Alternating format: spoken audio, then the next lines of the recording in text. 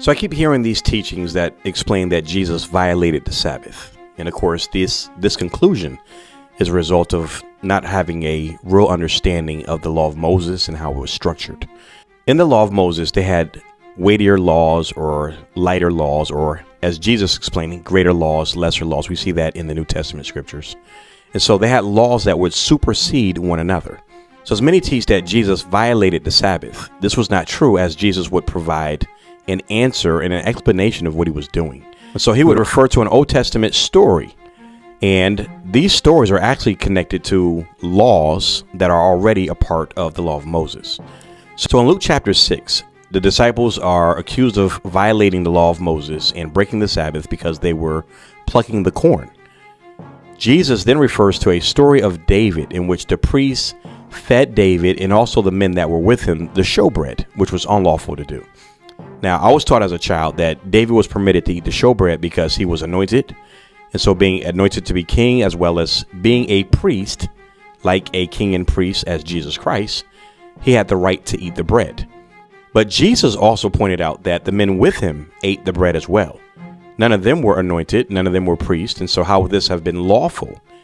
Didn't the priest violate the law of Moses? Well, actually, the priest was using a law already in the law of Moses, which is called the law of preservation of life. This law is the fundamental Jewish legal principle that preserving human life overrides virtually any other religious commandment. And this would include the Sabbath as well as Yom Kippur. These laws can be violated to save a life. And if you just do a simple Google search or even on YouTube, you're going to find a lot of videos that explain this law that's already in the law of Moses. Why am I highlighting this?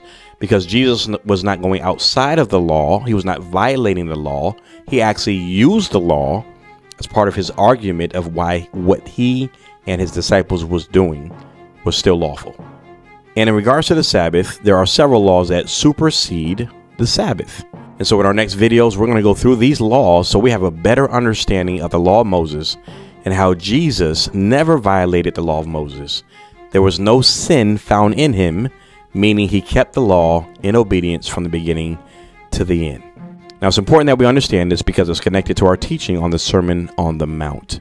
And of course, you can have that entire teaching is in my book. You can find it on my website at dariusgood.com/Sermon on the Mount. Or you can check out my podcast show or subscribe to the YouTube channel. All that information is right there on the website. I am your Bible teacher, Darius Good. And until next time, be blessed.